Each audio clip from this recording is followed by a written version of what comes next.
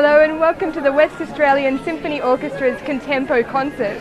My name's Kelly Bates, I'm the Artistic Program Manager here at WAZO, and it's my great pleasure to be here with you tonight for a tribute to Louis Armstrong with James Morrison.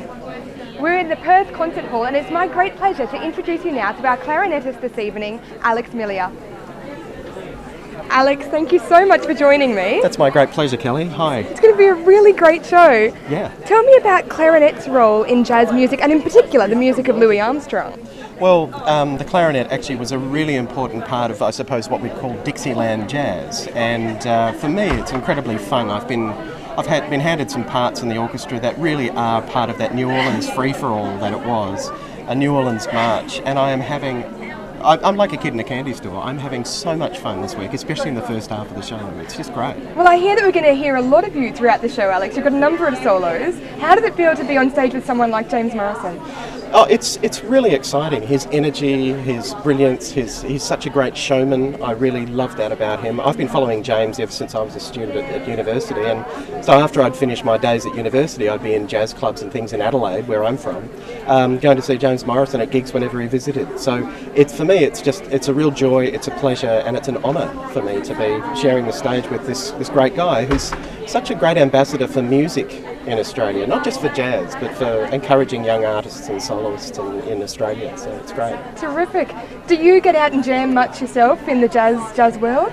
I don't do it as much as I once did. Mm-hmm. I used to play in a Dixie band and things when I was at uni and at high school, and in fact there was a turning point for me when I really had to make the decision about studies, whether I went through jazz or classical, and decided it was jazz, and I think, yeah, I suppose it's just, I don't know, jazz is such a part of me. It's for me, music is music, and I suppose nowadays I spend more time playing European folk music, which is much more connected with the classical tradition, if you like, but there's a sense of improvisation as well. Improvisation is something that we're definitely going to hear a lot of tonight. Yes. Do you improvise in any of your pieces, or...? Well, it depends. Look, if I lose track of where we are in the chart, then I may be improvising some things, but most of the time tonight I won't be improvising. My chart's written out, but for James, of course, the solos he plays are all extemporised, as we say in the classical world. They're fully improvised, so yeah. A complete segue now to something completely different. Yes.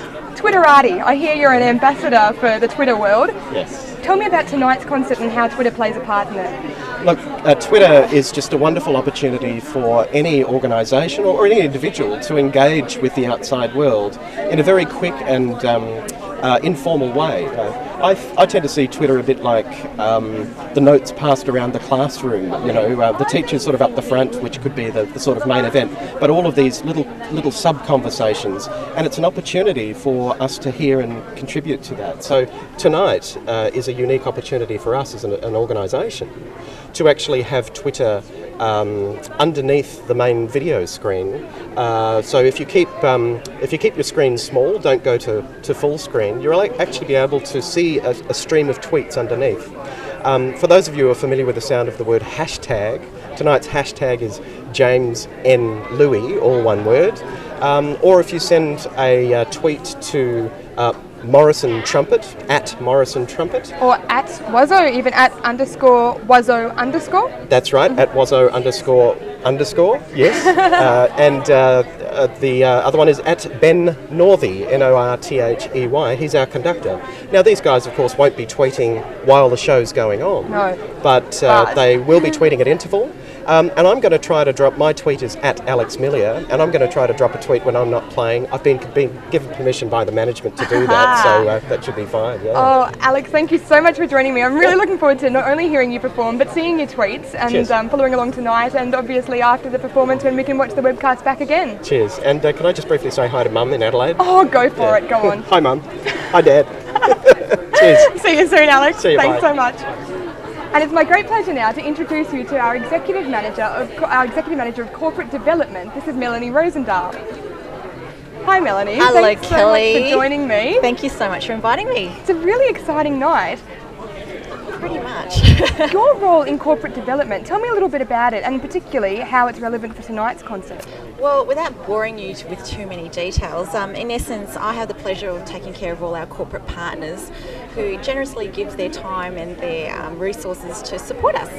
And tonight, one of our most long-term partners is Ernst & Young, and they support the whole Contempo concert series, and without them we wouldn't be able to bring artists such as James Morrison to our concert hall. And we're so grateful to them because this really is going to be a fabulous concert. James, Absolutely. I've been listening into rehearsals and it's just amazing in there. Absolutely the power amazing. of that man and together with the band and the orchestra. Absolutely. Overwhelming. Absolutely. Now, tell me a little bit about corporate lounges. I've walked past them, they always look exciting. What happens in that secret world? It is a great lounge where we have all of our sponsors invite their guests and their clients.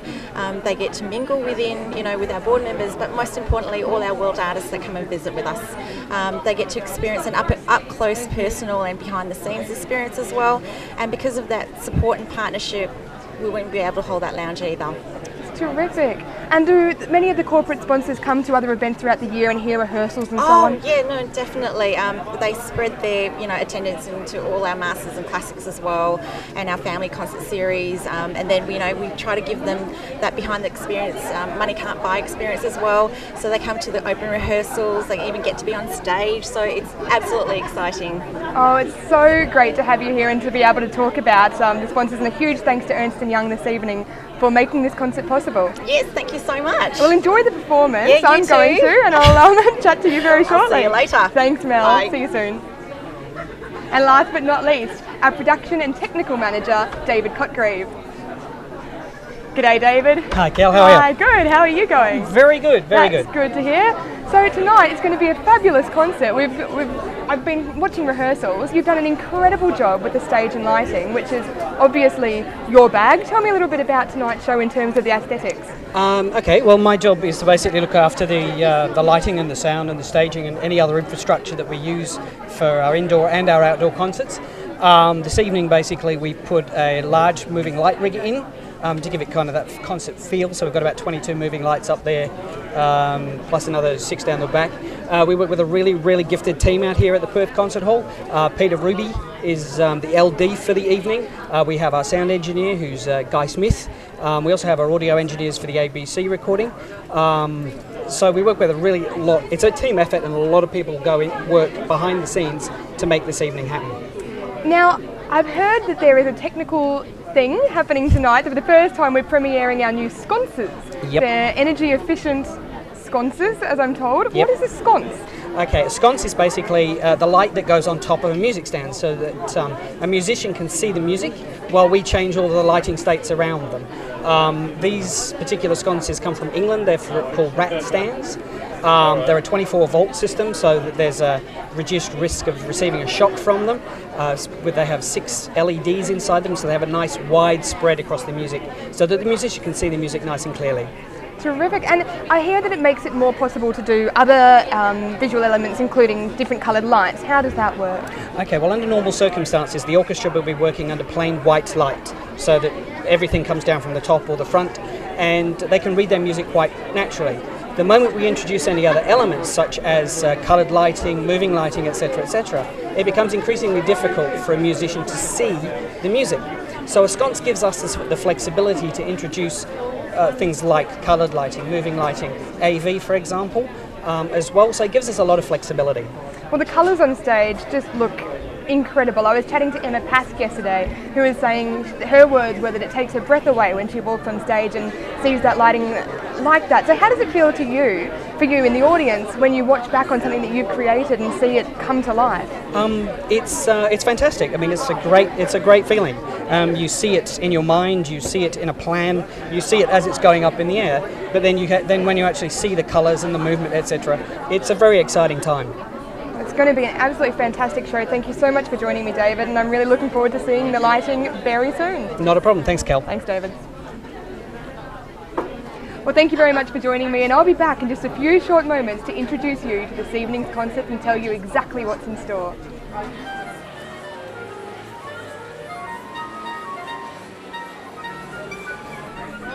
Hi y'all, and welcome to the West Australian Symphony Orchestra's Contempo concert. My name's Kelly Bates, I'm the Artistic Program Manager here at WAZO, and it's my great pleasure to be here tonight talking all that jazz. Tonight's concert is entitled A Tribute to Louis Armstrong with James Morrison. As the name suggests, you're in for a great night of jazz music from an icon and legend, and performed by Australia's very own great musician, James Morrison. Louis Armstrong was born in 1901 and died in 1971. He's instantly recognisable with his deep, gravelly voice and was nicknamed Satchmo. He's also an incredible trumpeter, and trumpet playing is the first of many attributes that Louis Armstrong shares with James Morrison. Louis was also a great improviser. Improvisation is essentially the art of composing music live.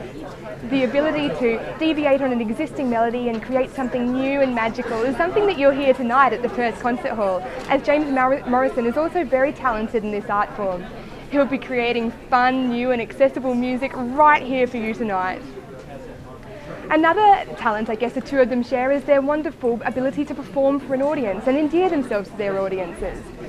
James has even written his own book, Blowing My Own Trumpet. It's quite actually a little bit of an unusual title in that James is very down to earth and modest. He'll actually be tweeting throughout tonight's performances, and you'll get to meet him at interval as I chat with both James Morrison and our conductor this evening, Ben Northey. There's the bell you can probably hear in the background of the Perth Concert Hall as the hall's buzzing and all of the audience is now taking their seats.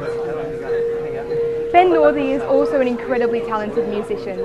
He's the Associate Concertmaster of the Melbourne Symphony Orchestra. He has an extensive range of symphonic repertoire, and we were very privileged to work with him this year when he toured with Tim Minchin.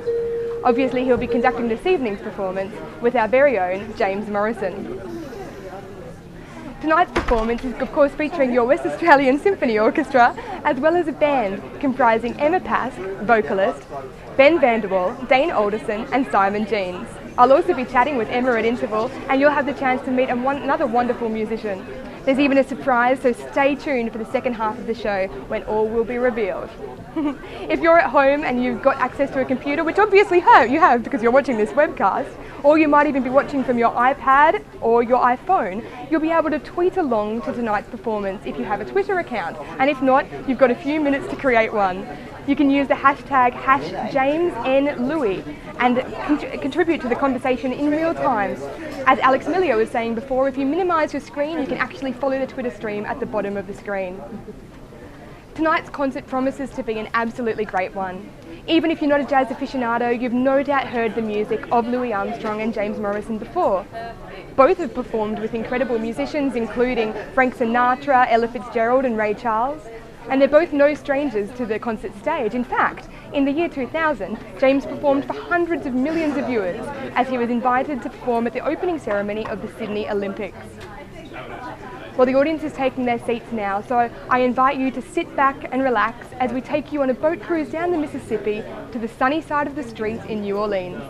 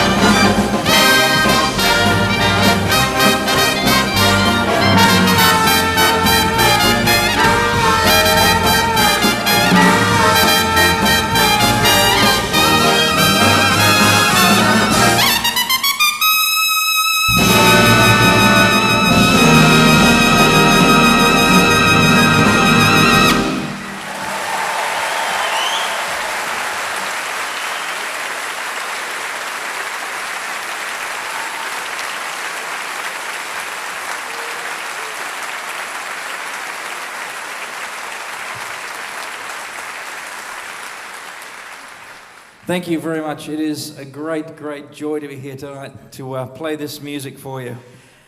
We're having fun already. I am. That's how I like to come out, you know, just start things nice and gently. Thank you very much and good night.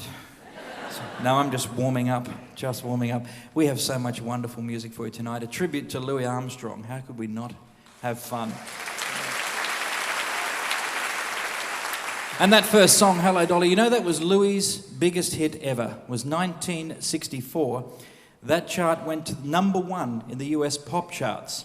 That's wonderful and it's unusual for a jazz trumpet player, but what was more amazing was a record was set with that stands to this day. And that was Louis was 63 years old when that hit went to #1. The oldest person to ever have a #1 hit on the US pop charts, still to date. So I figure if I want to sort of challenge that, I've got what now, 32 years to work. Thanks very much. What's funny about that? Louis' career was full of firsts and biggests and greatests, but of course it was all about the music, and he played with so many wonderful musicians, as I have the privilege to do tonight. I'd like you to welcome, joining the orchestra tonight, on the drums, Ben van der Wal. On the bass, Dane Alderson. And on the guitar, Simon Jeans.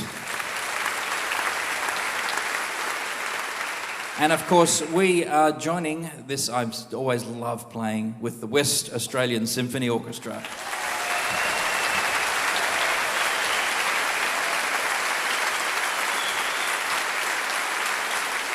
Under the baton of Mr. Benjamin Northey.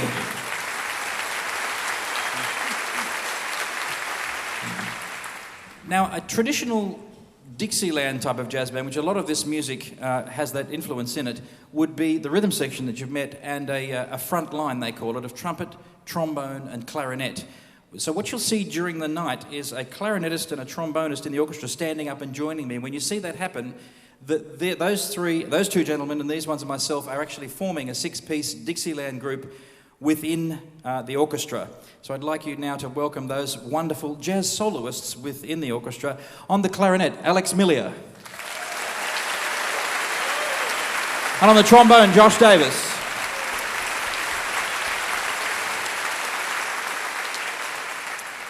We're going to have some fun. This next piece is a jazz classic, but first I want to say, Louis didn't have grand beginnings. He formed a little vocal quartet with some local boys, and they sang on street corners for tips. He got a better job. A family of Jewish-Russian immigrants, the Karnofskys, had a junk business, and he got a job working for them and on their junk wagon, and started to earn some money, and then they lent him some money to buy his first cornet. And that was an auspicious moment. I'm so glad they did that. Look what was to come. We're going to do a piece now, that old jazz classic called All of Me. And Louis' career spanned so long, I mean, almost from ragtime through Dixieland, swing, big band, and into the 1970s. And he did play with so many wonderful bands. We're going to do some big band music for you tonight and create a big band within the orchestra too. So this piece does that. You will notice we're featuring our entire brass section as the big band. This is All of Me.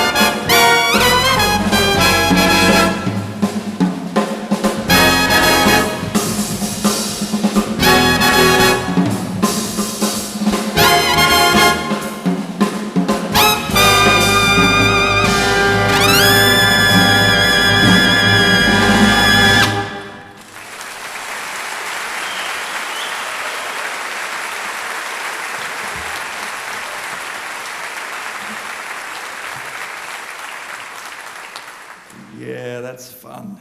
You know, Louis had many great collaborations through his career too, but none, I think anyway, that worked better, that were just more meant to be than when he got together with Ella Fitzgerald. And they did 2 albums together. They did, the first one was called Ella and Louis. They worked on that name quite a bit. And the second one in 1957 was called Ella and Louis Again. I'm not making this up. That's what you've got the albums, you know. That's what they were called. It doesn't matter what they were called. The music was sublime. We have our very own lady of song to join us tonight, and you're in for a treat. Would you please welcome Miss Emma Pask.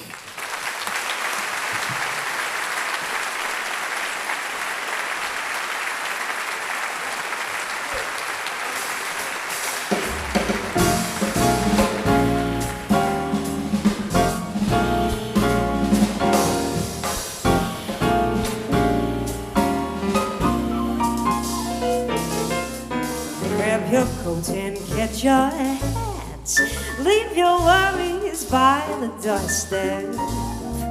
Just direct your feet to the sunny side of that street. And can you hear that pitter-pat? Oh, that happy tune is your step. Life can be so sweet on the sunny side of that street. I used to walk in the shade with my blues on parade. Now I am not afraid. Oh, this rover's crossed over. If I never have a cent, I'll be rich as Rockefeller. All that gold dust at my feet on the sunny side of that street. Grab your coat and get your hat. Leave your worries down by the doorstep. Just step back both of your feet to that sunny side of that street. Can't you hear that pitter-pitter-pat? All that happy tune is your step. Life, it can be so sweet down on the sunny side of that street. I used to walk in the shade with my boo-boo-boo-boo-boo-boo-boo on parade. Now I am not afraid. Oh, this rover, she crossed over. If I never have 1 cent, I'll be rich as Rockefeller. Oh, that gold dust down at my feet on that sunny side of that street.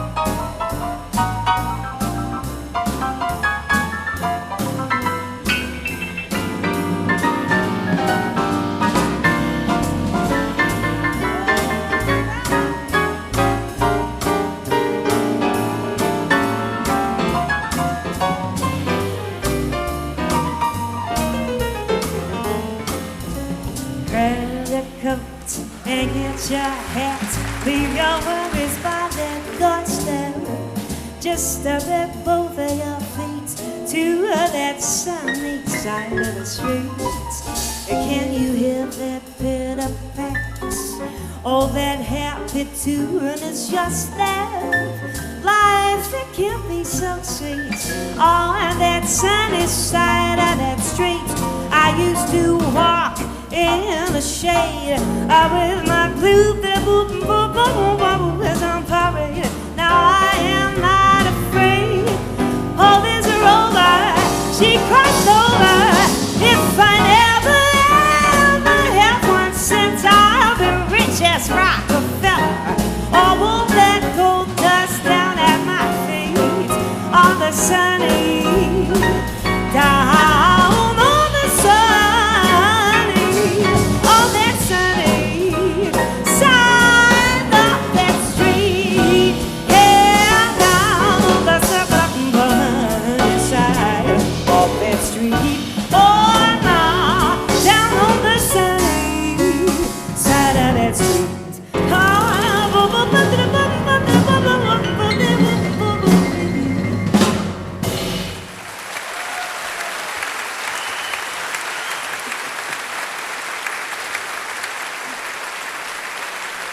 Thank you.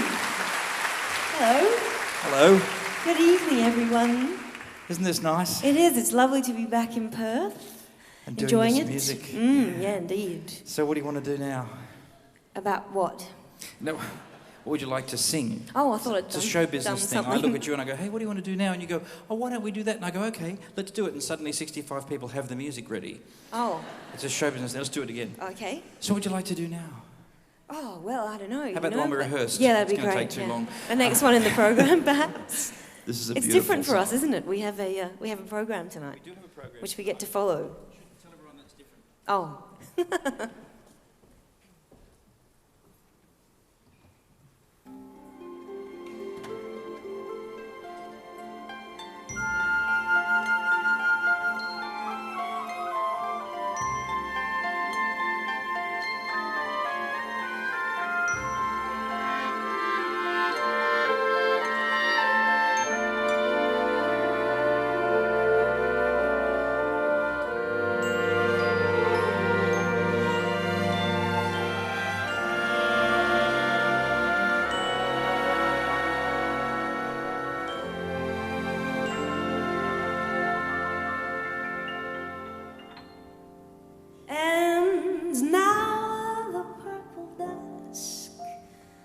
Twilight time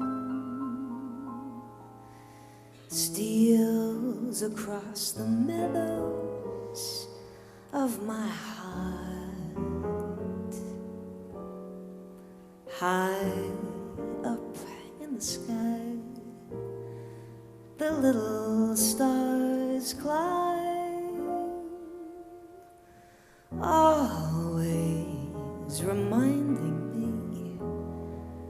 that we're apart.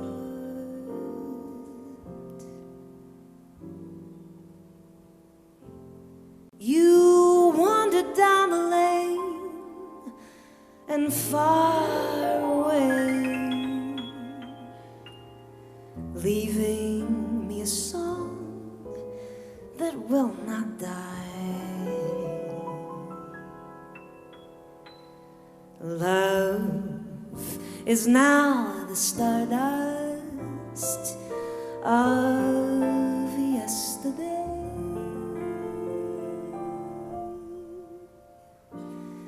The music of the years gone by.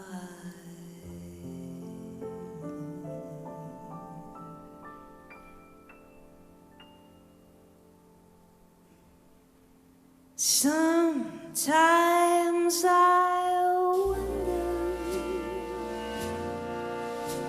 why I spent the lonely nights dreaming of a song. The melody haunts my and I am once again with you. When our love was new, and each kiss an inspiration.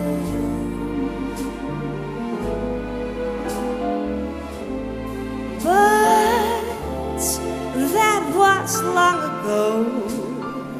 And now my consolation is in the stardust of the sun beside that garden wall. When stars are bright, you are the nightingale tells his fairy tale of paradise where roses grew. Though I dream in vain,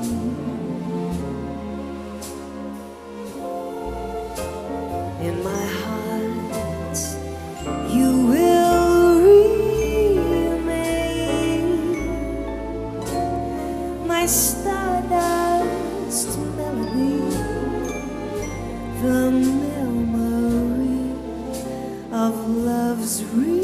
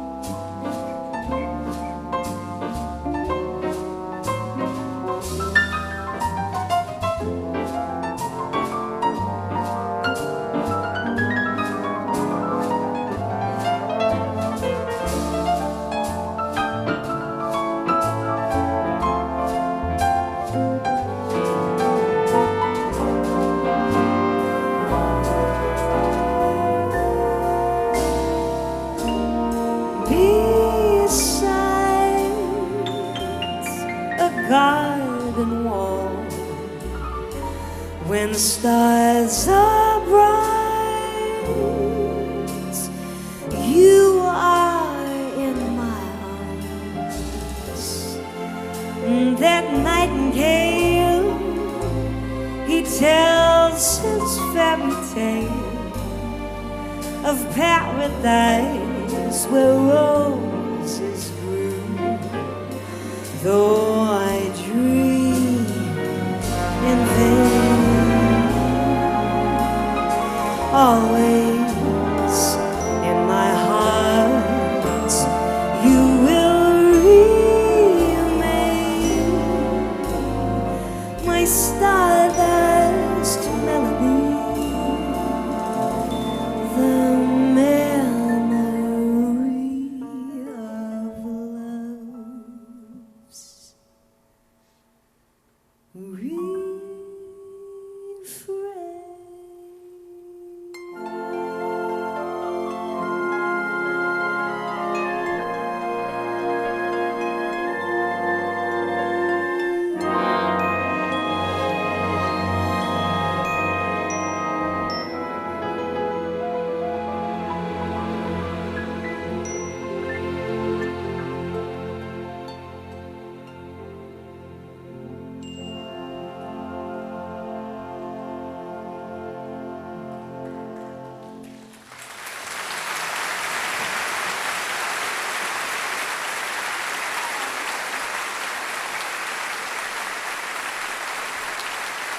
Wow.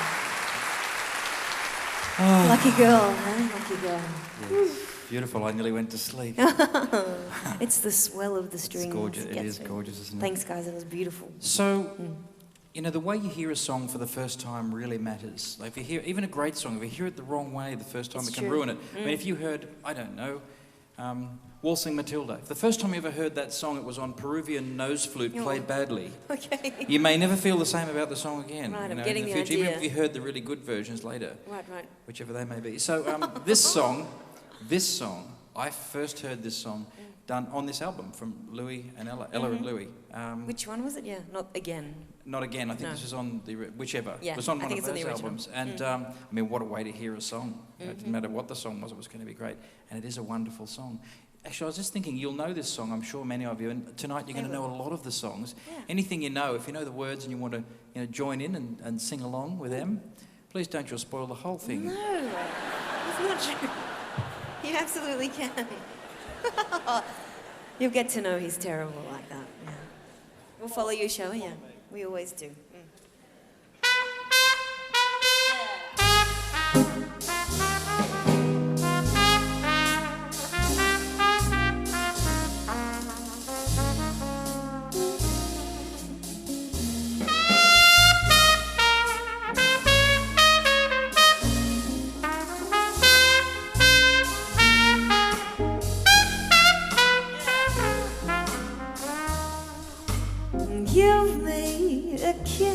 to build a dream on, and my imagination will thrive upon that kiss.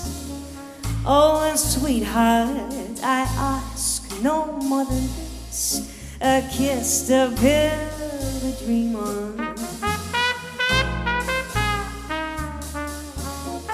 Please give me a kiss before you leave me, and my imagination will feed my hungry heart.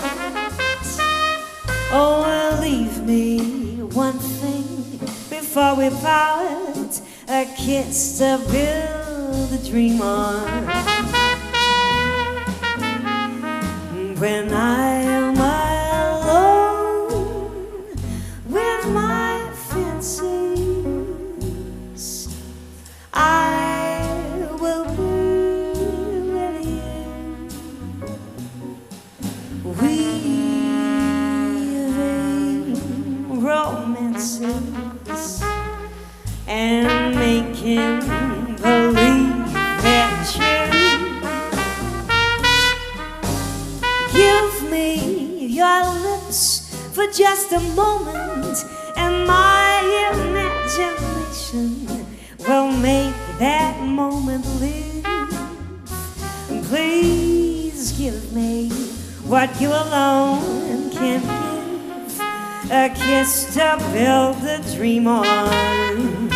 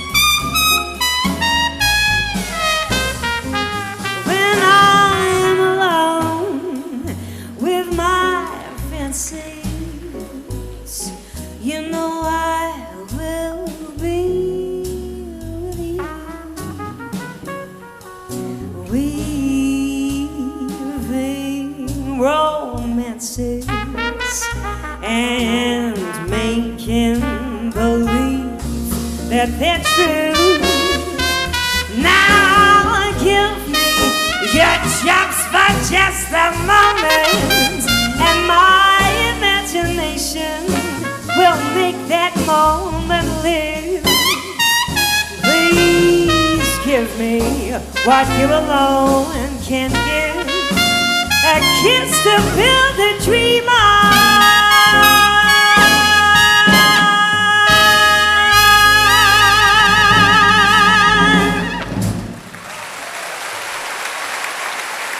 Emma Pask.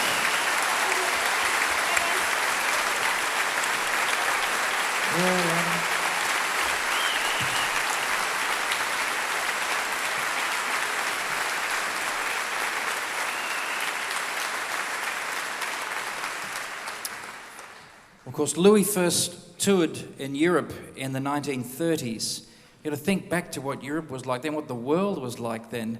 I mean, now if someone's on, we expect that all the time. People are touring all over the world, but it was, of course, much more difficult to get around the world then. And think about getting to know an artist. I mean, if somebody hits in the other side of the world right now, we know a few seconds later via Facebook and on the internet. But then, of course, not only did you not have that, you didn't have television. You just had the wireless, as they called it. And so to become a big star, when people saw Louis for the first time there, they were seeing Louis for the first time. He played the London Palladium, but this is interesting. When he got off the train, they arrived in Denmark. With the world the way it was and information technology the way it was, there were 10,000 people waiting to meet him as he got off the train. Just incredible. He was such a huge star. And it was, of course, a triumph, this tour of Europe. Now, he heard lots of music, of course, on the tour that he hadn't heard before himself, too, and picked up things along the way. And one song that he gathered, this was in Germany, was a traditional folk song called the Treuer Husar, which loosely translated, well, not loosely, I'm an expert in linguistics. Ich spreche nur ein bisschen Deutsch, aber ich versuche es. But look, it loosely translates as the faithful soldier. And this was a German folk song which Louis took and turned into a jazz number. And he had a knack for being, of course, anything he played suddenly was a swinging jazz number, didn't matter what song it was. This became, what did it become? What was the English words? Don't Cry My Love it became, but it was De Treuer Husar. Anyway, what I thought might be fun, I mean, if Louis could take this folk song, which was a military march almost, the way this folk song was played, if he could take that and turn it into a swinging Dixieland jazz number, what else could we do with it? So we're going to do De Treuer Husar now, and got a little arrangement of it where we start, I thought it'd be great to start traditionally, so we're going to play it how it would have been done, I imagine, anyway, originally. This is the march, the military part of it, and then we'll do all sorts of things. I'm not sure what we're going to do, but yes, we'll see what happens. This is a few permutations of De Treuer Husar. Now let me get ready because I've got music for this one.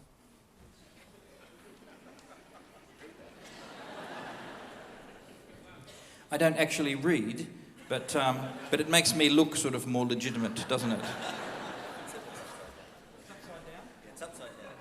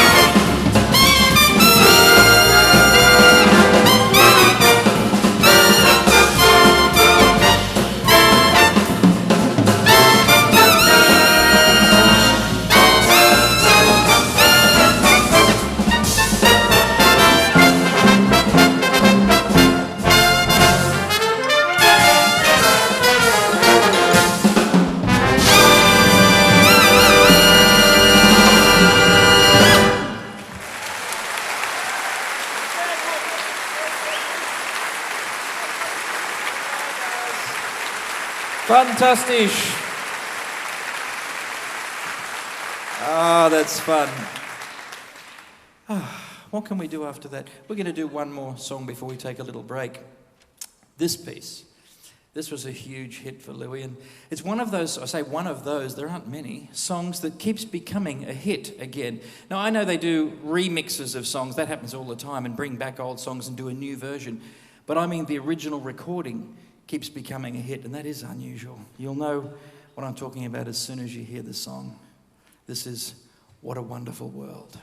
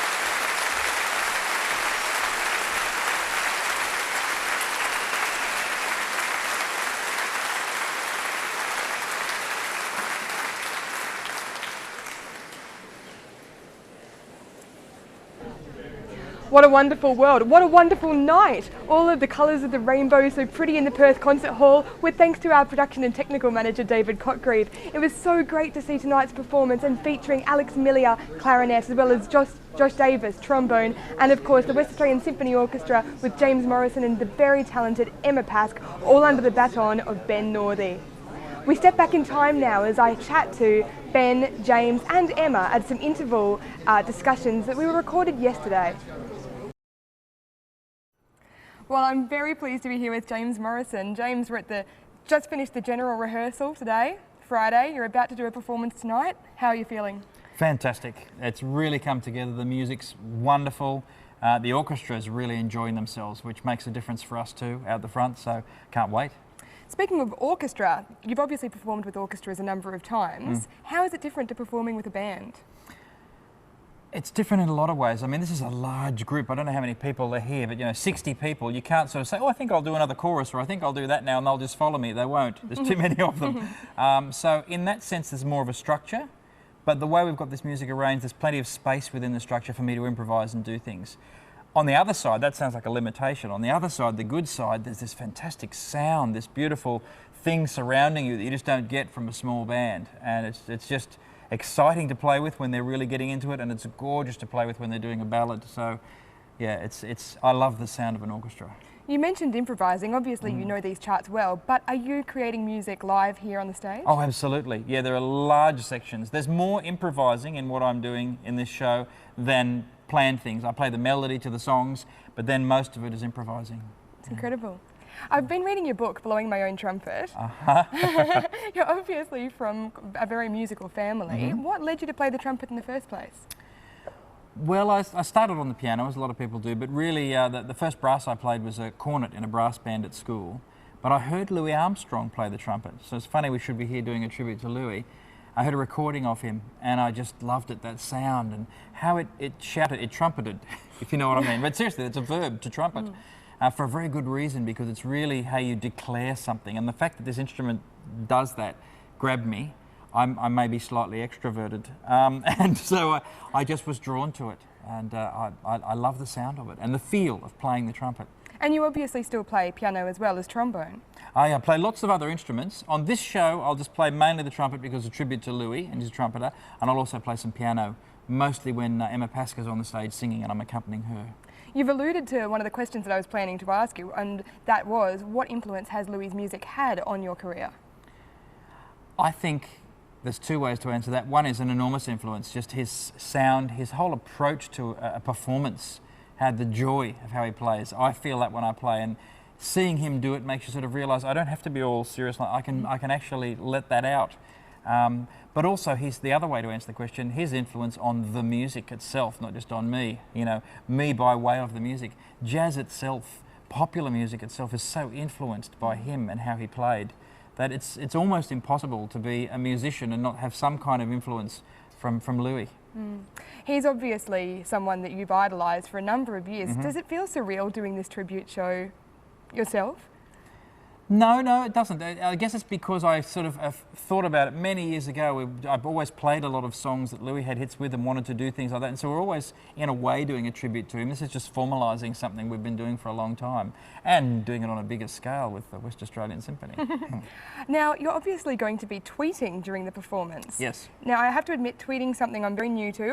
Well, not during the performance. I won't. Look, I could reach down to my iPad on the music stand and just say a couple of things while I'm playing, but no. But in the interval, yes. Benjamin Northey, our conductor, and myself will go and do a bit of tweeting and sort of, how's the performance going and talk to people.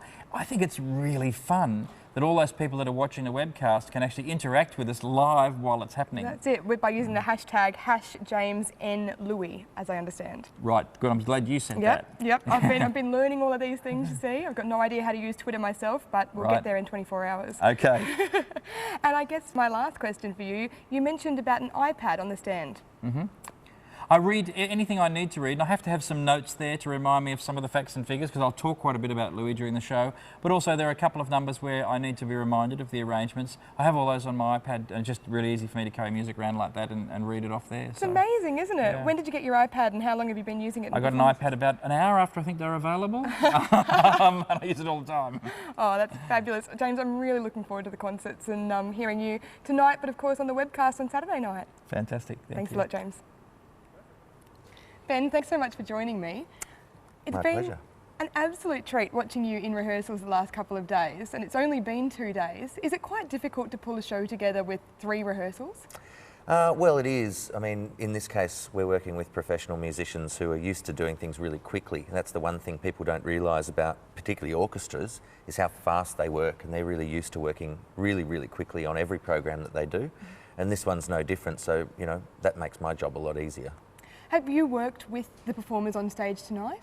I have. I've worked with everybody here tonight. I've worked with the band. A couple of guys in the rhythm section I haven't worked with, but Ben, the drummer, and I did the Tim Minchin tour earlier this year, and we were here in Perth, and I've conducted obviously Wozo many times before, so it's good. There's a familiarity there, and means we can just get straight to work. When was the first collaboration that you had with James? With James? Oh, that's a really good question. You put me on the spot. We did this particular show in Adelaide, but I've done other shows with him where he's been a guest artist. I remember we did New Year's Eve spectacular in the Sydney Opera House. Actually, it was the first time I worked with James. It would have been about 4 or 5 years ago. Before that, in my previous life as a performer, we both played on an album with Tommy Emmanuel, the guitarist. So we sort of, you know, had bumped into each other, but never worked together in the orchestral setting until about 4 years ago. So, but I really value every time I get a chance to work with him. What's your instrumental background and what led you into conducting? Well, I played a lot of instruments in a way similar to James, but not quite as well. But I was a classical saxophonist. I played the flute, I played the clarinet, also the piano, and I played trumpet for 4 years when I was a kid. And so after I graduated through university, I had a 10-year professional career, and then got into conducting actually quite late, and all of that information, knowledge of the different instruments come in very handy, actually, I have to say. So I met a very good teacher, and then began a long period of study, about 7 years. I lived overseas in Europe for 6 years, and I've been back in Australia since 2007. Wow, where in Europe were you travelling? Salzburg for 2 years, and then I lived in Finland for 4 years, where I studied at the place called the Sibelius Academy. So very cold and not much to do except study and a little bit of drinking, but you know, not too much. More conducting, of course. More conduct, mainly study. Yeah, very good.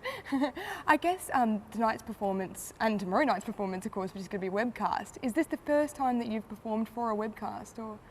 No, I've done a couple of webcasts before, and they're brilliant because I always say to the orchestra, you know, we have to work really hard because we're performing to a potential worldwide audience of 6 billion. Which is quite intimidating. We may not get 6 billion, but you know, I'll be happy with 5. There might be 1 billion at the Northbridge Piazza. Exactly. You never know. Yeah, that's right. High Northbridge Piazza. And obviously, you're going to be tweeting as well. I was just talking to James about the tweeting during interval. Is that correct? That's right. It's great. I mean, it's just another way to give people an insight into, you know, how we go about performing, what kinds of issues to face, and what kind of mindset we're in, I suppose, at interval. A way of connecting with the audience. People who are here, they'll pull out their mobile phone, they'll be able to see what we're thinking, what we're saying in the tweets. I just love that marriage of technology and the orchestra and concerts. You know, it's a really new thing, and I think it just, anything that connects you with the audience is a really positive thing. No, it'll be really great. I'm looking forward to it. You mentioned before that you've worked with Tim Minchin. Obviously, you were on the Tim Minchin tour, and of course James Morrison. Is your musical background, would you say that it lends itself more to pop and jazz, or are there other, I guess, aspects of music that you're conducting as well? Well, I'm a classical musician. You know, that's what I do for a living. I conduct operas. I'm the associate conductor of the Melbourne Symphony Orchestra, and that's my main thing. I've played jazz and pop music in the past, and these concerts are about bringing different worlds together, and because I've had experience in both of those worlds, it's easier to do that.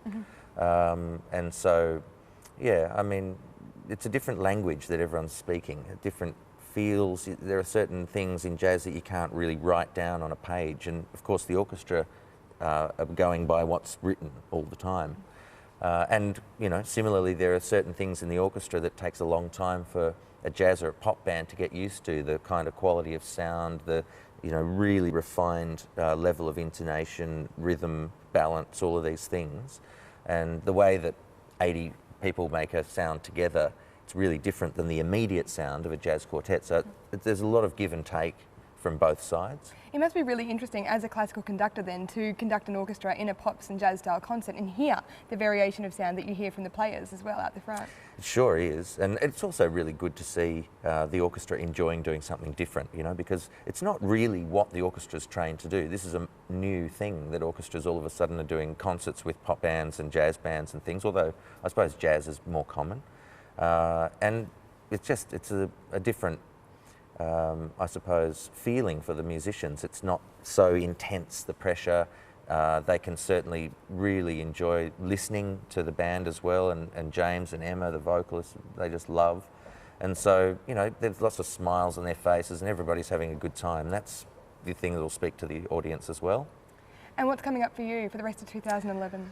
Rest of 2011, it's pretty busy. Big things. Conducting the opera Mozart's Don Giovanni for Opera Australia, so that's taking up a lot of my time, but I've got concerts with Sydney Symphony Orchestra. I'm going to Bangalow to do the Bangalow Music Festival, a little bit with Melbourne Symphony, so it's a pretty flat chat between now and the end of the year. Oh, terrific. Well, I'll look forward to hearing many of the things that you do for the rest of the year and beyond, and thanks so much for joining me. Thanks, Kelly. Thanks, Ben. Emma, thank you so much for joining me. No Emma worries. Pask. Hi. Hi, Kelly. It's been so great to watch you perform the last couple of days, Aw. or rehearse really. Rehearse, yeah. But what a phenomenal voice. What introduced you to singing jazz music? Oh, wow. Well, thank you very much for your kind words. I paid her $5 to say that. What introduced me? Well, I guess my parents introduced me to jazz really at a young age. We had a household of Louis Armstrong, Frank Sinatra. My mum's favourite singer is Frank Sinatra, so I was just brought up in that household. I mean, having said that, it doesn't necessarily mean that you're going to have a tendency towards that music. My brother was in the same house and doesn't dig jazz much at all, I'm sure. So, yeah, it was something that was exposed to me, I guess, and something that really I was so attracted to, you know, the way it sounded, the way it made me feel when I heard it, and I was hooked at a young age.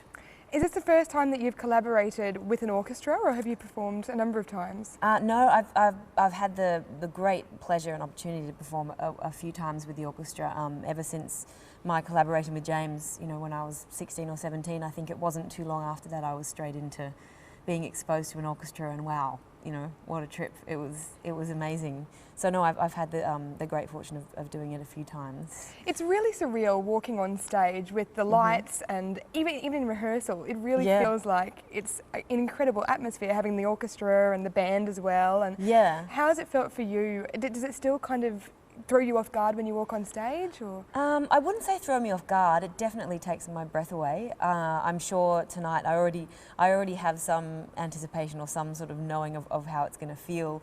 We recently did a program, well, this program we did in Adelaide with Ben, and it was amazing, and we've done similar performances in Sydney at the Opera House with the orchestra there, so I'm prepared for the feeling, like a general feeling of what it's going to be like, but when you're in a different hall with a different orchestra, it's always something a little bit different. But yeah, it definitely takes my breath away, the lights, the atmosphere, and for me, we're so used to performing, you know, with James on the road, we're in a 6-piece band, and suddenly you're standing there and you have, you know, in a tune like Stardust, you have this massive swell of huge sound, and you look behind you and, oh, there's a whopping great orchestra, you know, to fill up this huge, beautiful space. So it's definitely breathtaking. Yeah, I get really excited.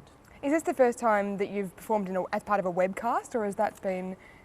I think we may have done something out of Sydney, like at the Bass Club, the Jazz Club, the basement there. We may have done a webcast, but yeah, first one for a little while. So yeah, I'm really looking forward to it. I think it's great.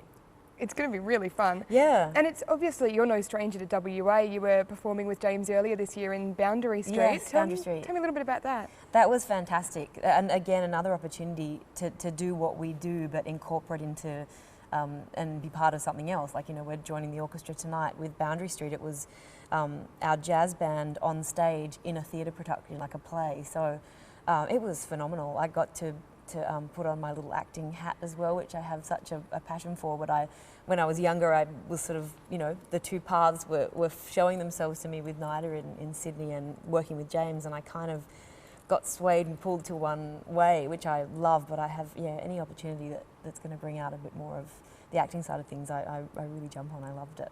And do you do many solo performances yourself? I do, yes. I have my own band and we tour worldwide. We tour Australia and we tour internationally, and I do all sorts of little things. Anything I can do musically or involved in the voice, I jump at. We do a lot of, I do a lot of TV commercials that you see on TV and a lot of movie soundtracks and things like that. And I try and open up to as much as I possibly can because I just have such a passion and love for it. So. Is there anything you wouldn't sing?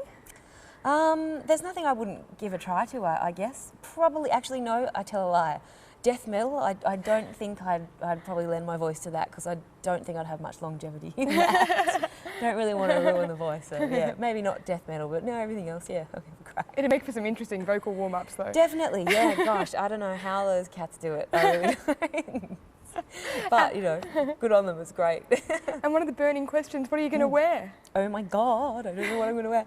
I have a few little options up my sleeve, and I might throw a dash of colour, I think, out there if the orchestra is going to be in blacks and things like that. I don't know. Or I may just join them and do the traditional black. I'm not sure yet. I have just been away overseas for 2 months in Europe, so it depends what fits. I've been eating and drinking my way through Europe with a bit of gigs thrown on the side, so who knows? Yeah, depending on what dress fits. I'm sure you will be absolutely fine, Emma.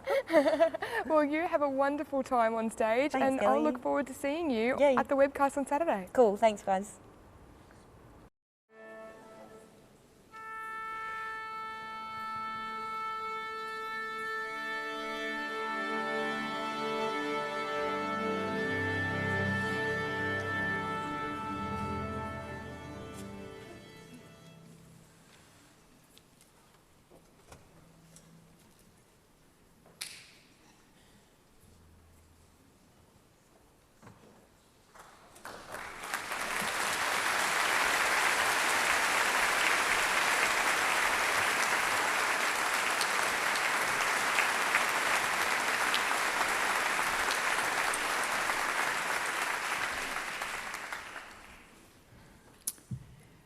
In 2001, we celebrated 100 years since the birth of Louis Armstrong, and I was very honoured to be asked to write some arrangements of some of his hits to do with the Cologne Radio Orchestra, and the WDR, as it's known, the West Deutsche Rundfunk Orchestra, and we had a wonderful performance which was broadcast right across Europe, and this next piece is one of those arrangements that we have adapted for the orchestra.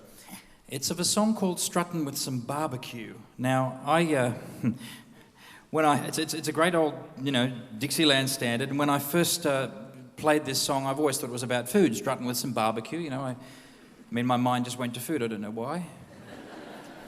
But I discovered later, with a little bit of research, that it's not actually about food.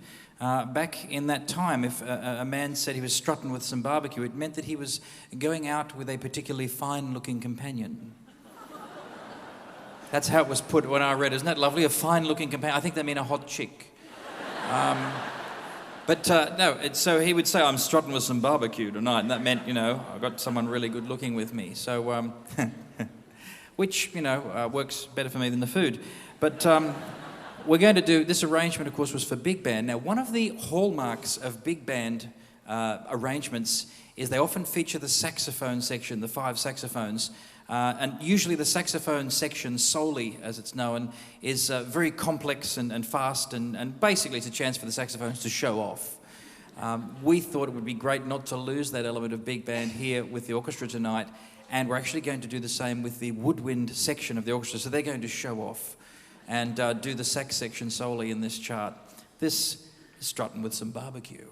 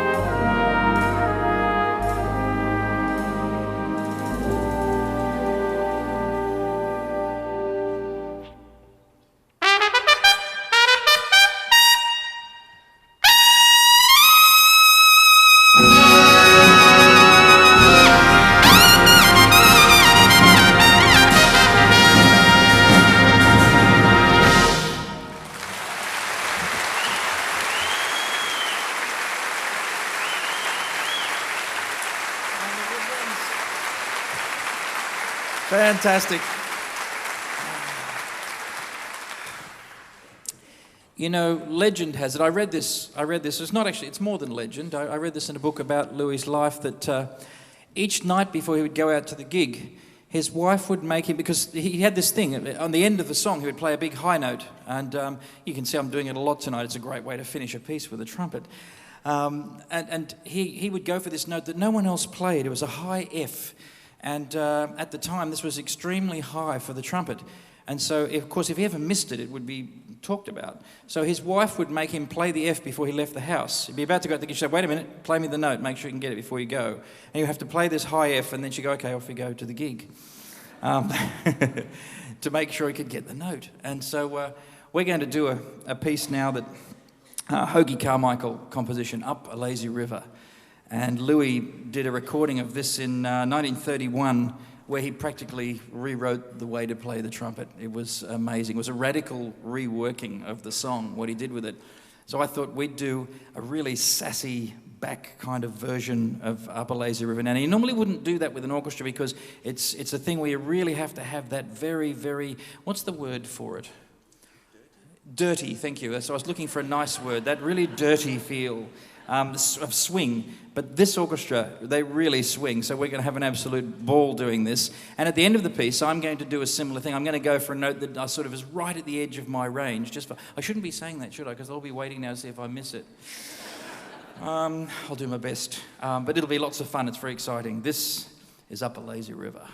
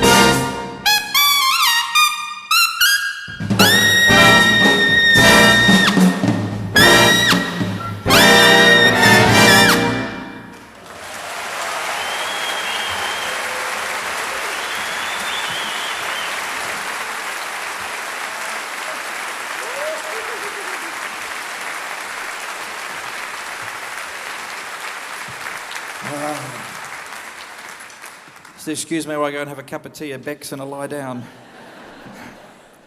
Now, I have a new trumpet with me tonight, which I thought this might be the moment to take it out. This is the unveiling. Perhaps just a small drum roll. Actually, what am I saying? Never, sorry, mate, don't mean to be rude, but we've got timpani. Yes. Oh, this is good. Oh, I like this. Ladies and gentlemen, this is the new Shargle Raven. I love this.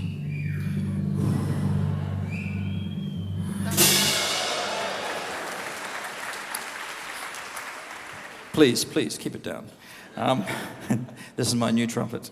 Now, the reason I've taken this out at this point in the program is because I wanted to say something about Louis' playing. Not the things we know, that he was so joyous and sang and played the way he did, and he just was absolutely just wonderful. But he was also a great innovator. We don't tend to think about that as much today because we look back on what he did, and it's classic now. But it wasn't classic when he did it. And so many things about Louis' career, the firsts I talked about before, weren't the first to reach certain numbers or certain pop charts or things. It was about the way he played the music.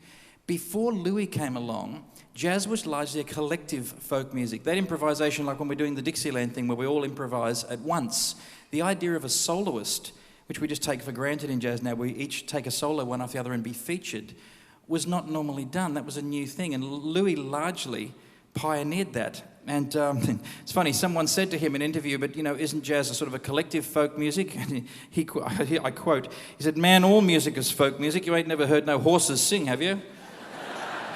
I love it. I just love it. But perhaps Miles Davis even said it better. He said, "You can't play anything on a horn that Louis hasn't played." Now, that's something. Well, this, in the spirit of that great innovation and the way Louis was always pushing the boundaries early in his career and doing new things with jazz, I thought we might do a number now where we say, well, okay, what would you do if you played one of those old songs today with a jazz band and took that same attitude? And so I've deliberately chosen one of the oldest songs that I know from Louis' repertoire. It's called the St. James Infirmary Blues. Yeah. And we're going to start it very traditionally, and then we're going to see where it takes us if we take that same way of thinking about the music. This should be fun. St. James Infirmary.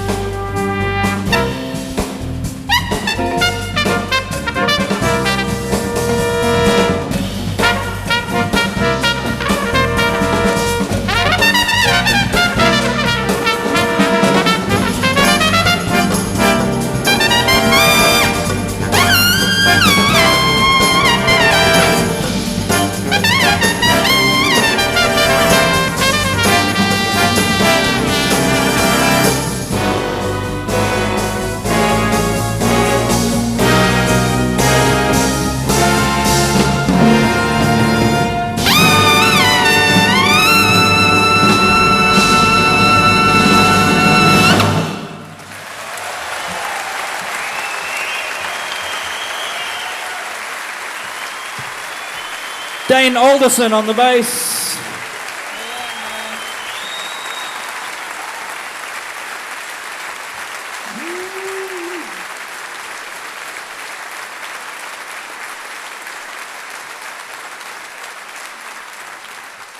That's fun. Would you please welcome back to the stage Emma Pask.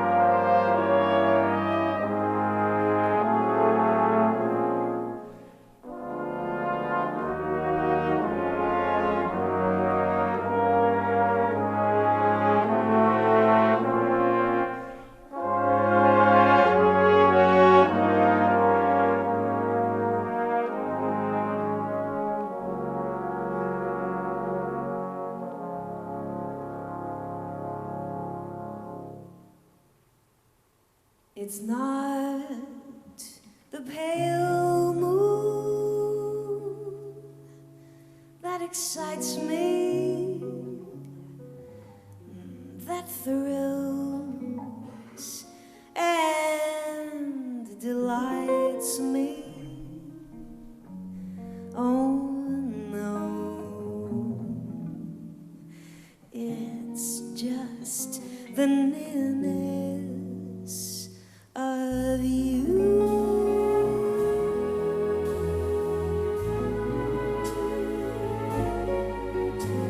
It isn't your sweet conversation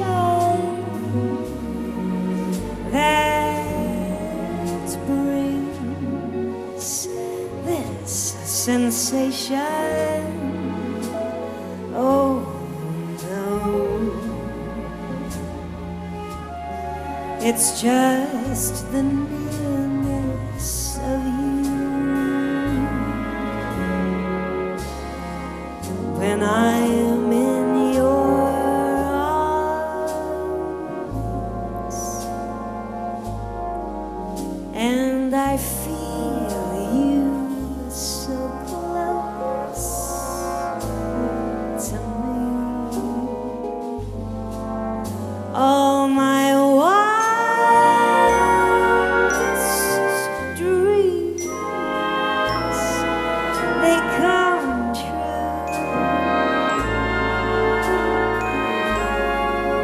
I need no soft light to enchant me. If you only grant me the right to hold you ever so tight and to feel in the night the nearness of you.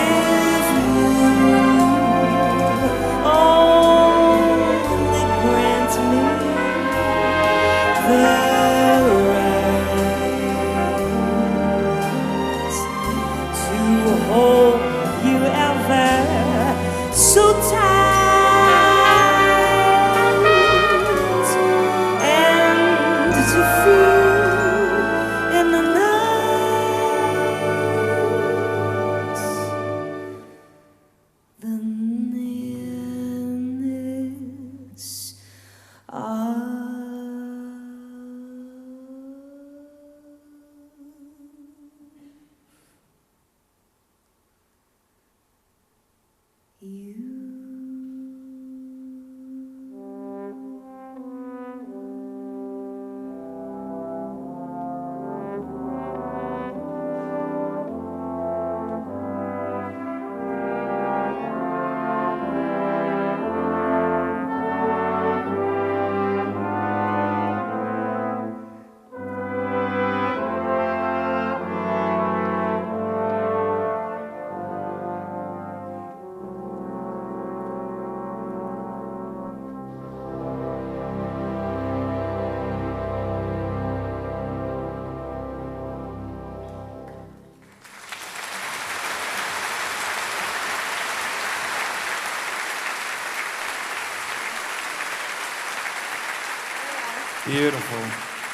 Lovely.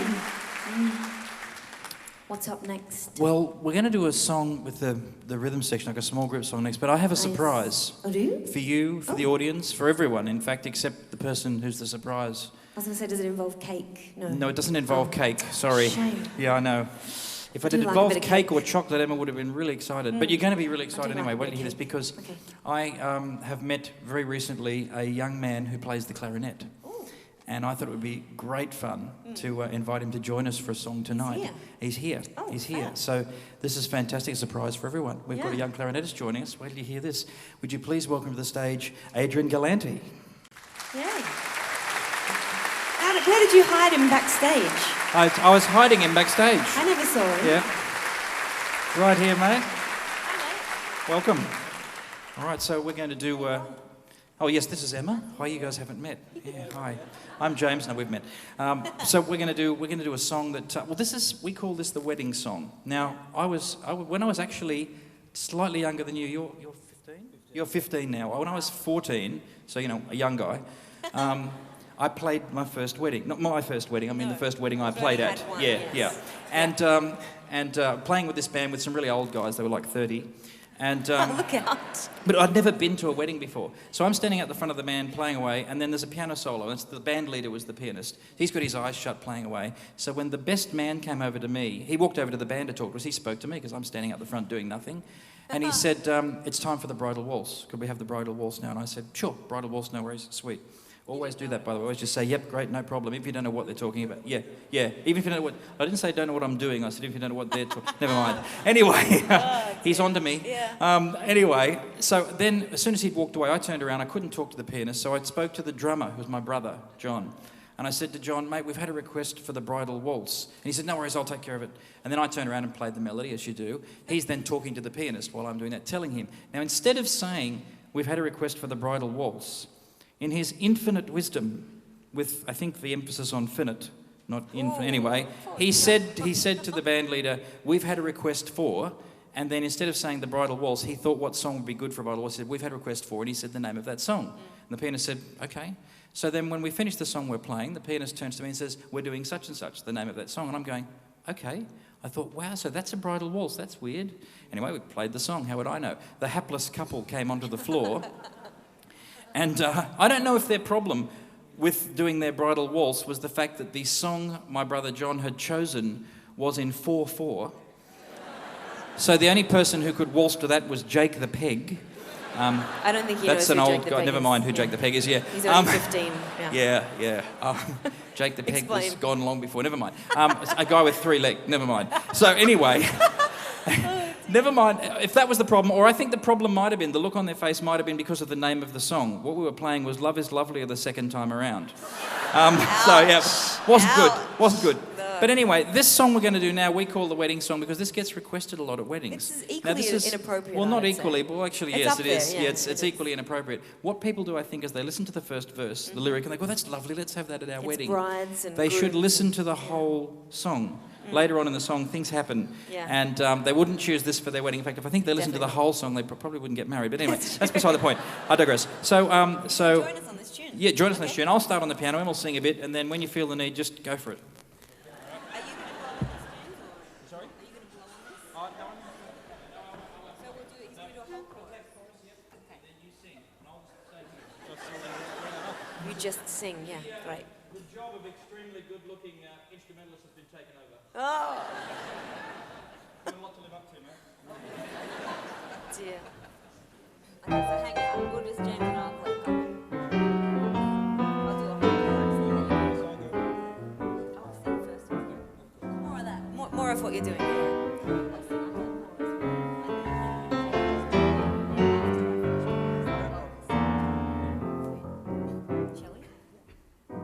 Another bride, another June, another sunny honeymoon, another season, another reason for making whoopie. A lot of shoes, a lot of rides. The groom looks nervous. He answers twice. It's really killing that he's so willing to make a whoopee. Now picture a little love nest down where the roses gleam. Then picture that same sweet love nest. Then look what a year can bring. He's washing dishes and baby clothes. He's so ambitious, he even sews. But don't forget, folks, that's what you'll get, folks, if you make whoopee.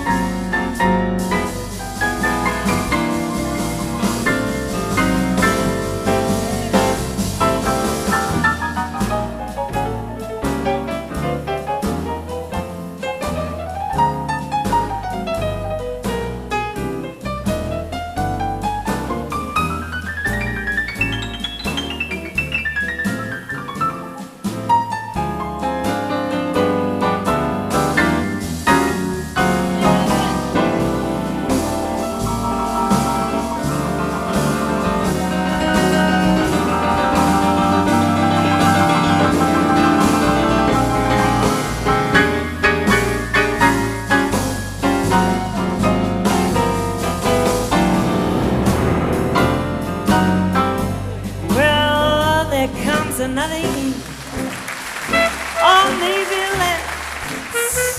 What's this I hear? Well, can't you guess? she feels neglected, and he is suspected of making whoopee. Now she sits alone most every night. He does not phone her, he doesn't even write. He says he's busy, and she says, is he? No, he's making whoopee. Well, he doesn't make much money, only 5,000 per year. And some judge who thinks he's so funny says, well, you can't pay 6 to her.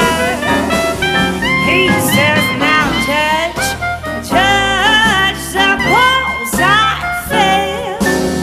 Well, he says, buddy, you can't go straight to jail. You'd better keep her. I think it's cheaper than making whoopee.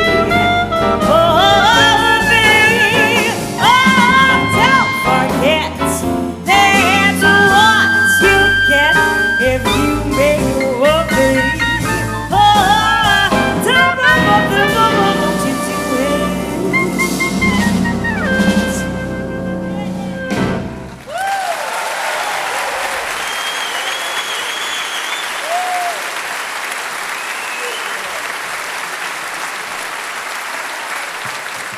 Adrian Galante. Thank you. I remember those days. How cool is that? Very cool. I love that. If you just come across a young, talented musician, have the chance to get together and play, it's fantastic.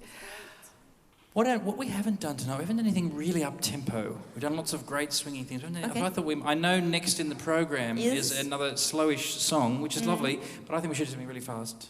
Am I speaking fast? We should just be really, really fast. Okay. I just feel like that's something up-tempo. You're going off track, are you? Well, I am, but look, it's still a song. It's still a song that Louis did, but I think that we should do this one.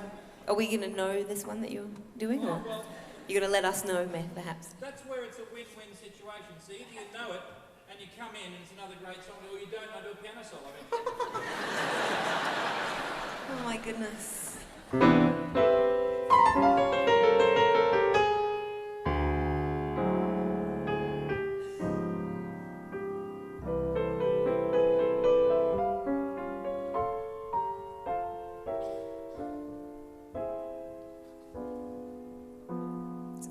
It's not really sounding that fast just yet.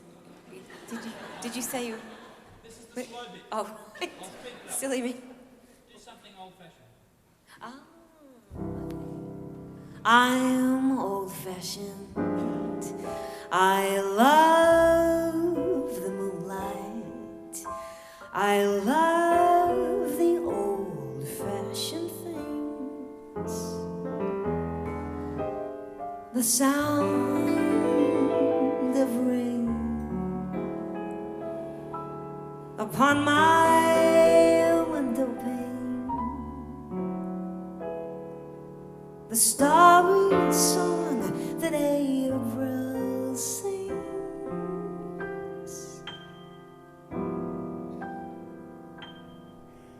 This year's fancies are passing fancies, but sighing sighs, holding hands, these my heart understands.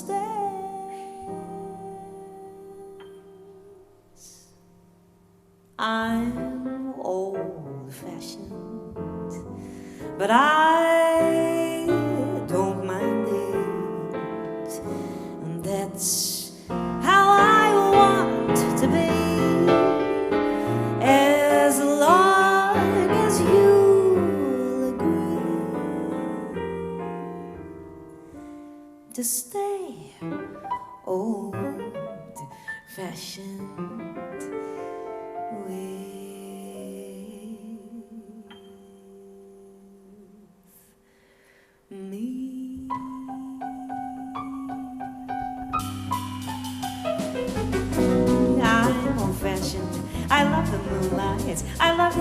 old-fashioned things. I love the sound of rain upon my window pane, the starry song that April sings. And this year's fancies are parts and fancies, but sighs holding hands makes my heart understands. I'm old-fashioned, but I don't mind it. That's how I want to be, as long as you'll agree to stay old-fashioned with the people podido.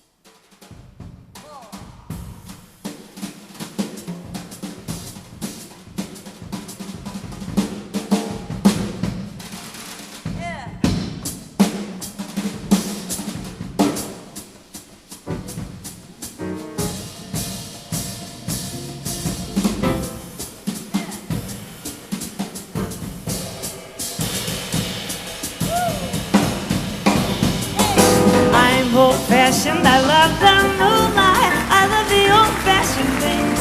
I love the sound of rain upon my window pane, the starry song that April sings. This year's fancies are parts and fancies, but sighs holding hands, these my heart understands. I'm old-fashioned, but I don't mind it. That's how I want to be, as long as you'll agree to stay old-fashioned. Stay old-fashioned. Stay old-fashioned with I've got style, I've got sweet dreams, I've got my man who could ask for anything more.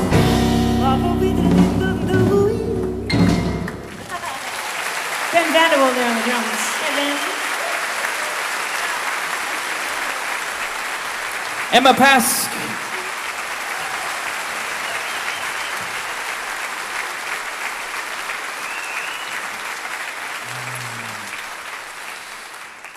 We've just about come to the end of our program for tonight. Sorry, my mistake. We'll be playing forever.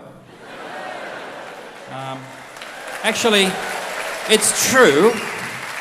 We will, just not here tonight. But we couldn't possibly go without doing this next song. You know, Louis died on the 6th of July 1971, and his honorary pallbearers included Governor Rockefeller, Bing Crosby, Ella Fitzgerald, Duke Ellington, Dizzy Gillespie, Count Basie, Harry James, Frank Sinatra. It was a time the whole world noticed. Ken Burns said, "Armstrong is to music what Einstein is to physics and the Wright brothers are to travel." But I think Louis said it best himself. I have a quote, I want to read this, get it exactly in his words. Louis said, "I never tried to prove nothing. I just wanted to give a good show. My life has always been my music.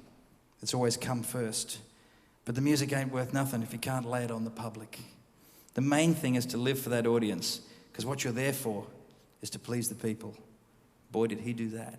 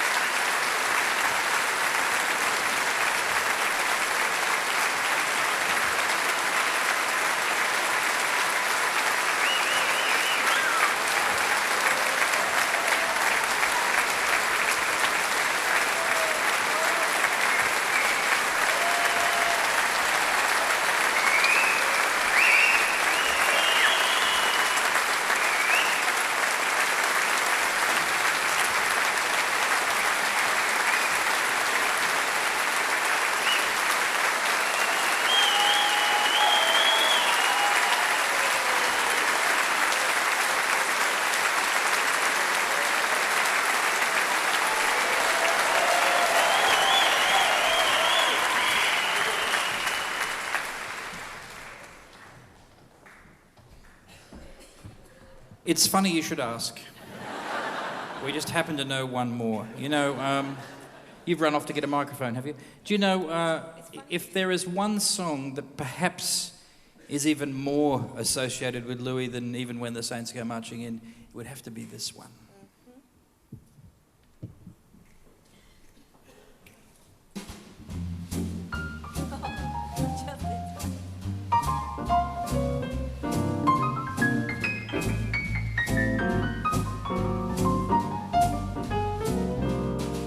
Oh, the shark has pretty teeth there, and he shows them pearly white.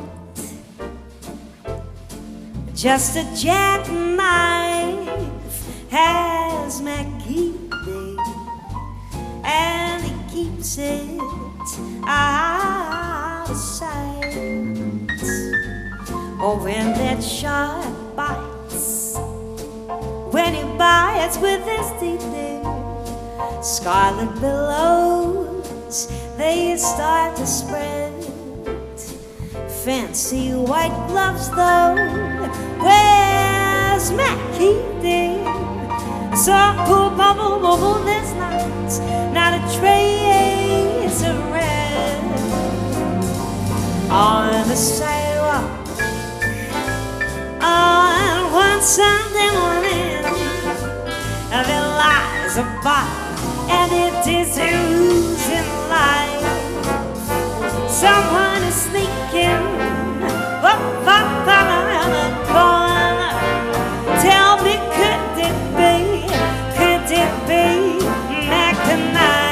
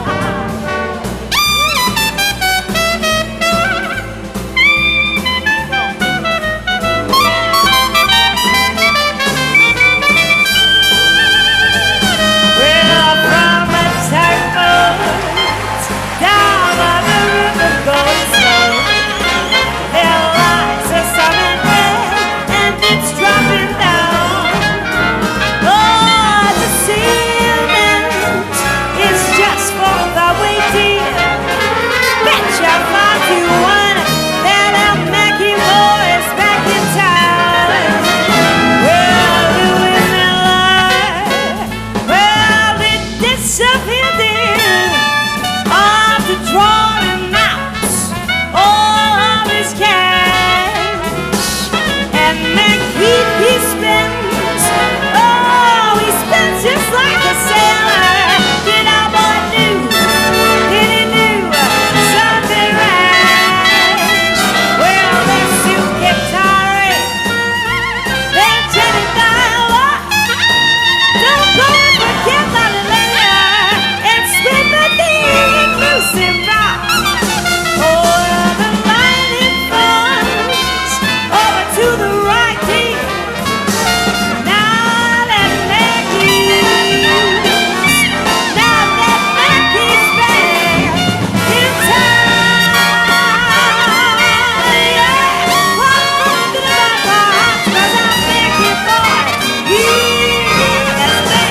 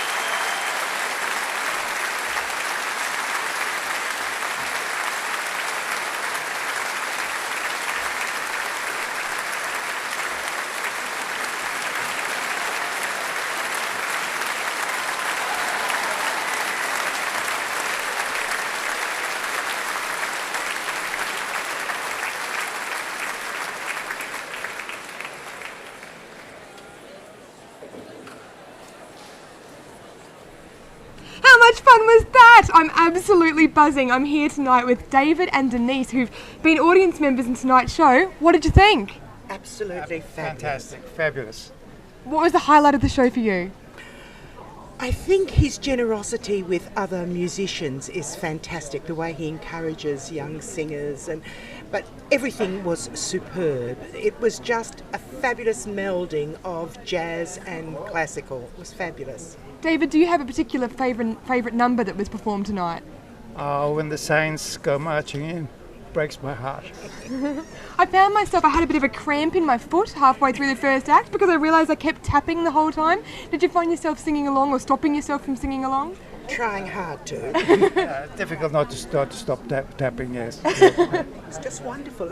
Everybody walks out with a smile on their face because it was just so fabulous. Do you come to many West Australian Symphony Orchestra concerts? We come to some, yes. Yes. We choose. Yeah, no, we're selective. We don't come to our program or anything like that, but we do what we can, yeah. Terrific. Well, thank you so much for joining me. Have a lovely rest of your evening, and I'll be singing What a Wonderful World and When the Saints Go Marching In with you. Thank you. See you. Thanks for coming. Thank you. Good night. And I'm here now with Scott. Scott, what did you think of the show? Oh, it was absolutely fantastic. I mean, there's nothing better than James Morrison, and I was really surprised that that he was playing as much as he was on the piano as well. It was truly marvellous. Now I understand you're a bit of a muso. Yeah, a little bit. Nothing quite like nothing quite like that. But music is very important to me, and I absolutely love the night. Excellent. And have you been to many Wazo performances before this one? I've been to a few, but this would have to be my favourite, absolute favourite. I mean, Louis Armstrong, personally, I mean, I love that kind of classical kind of stuff, and that kind of, especially Ella Fitzgerald with him is just a perfect combination, as he said. Terrific. Okay, well, thank you so much for joining me, Scott. And I'm now going to join Adrian Galanti, who is one of our very special performers this evening. Adrian, come on across. Hey! How are you feeling? Very good. Yeah? Couldn't feel better at the moment, yeah. I'll bet you are. Now, look, that was completely unrehearsed. Completely, yeah. I didn't really know what I'm doing until I walked on off from the stage, so, you know.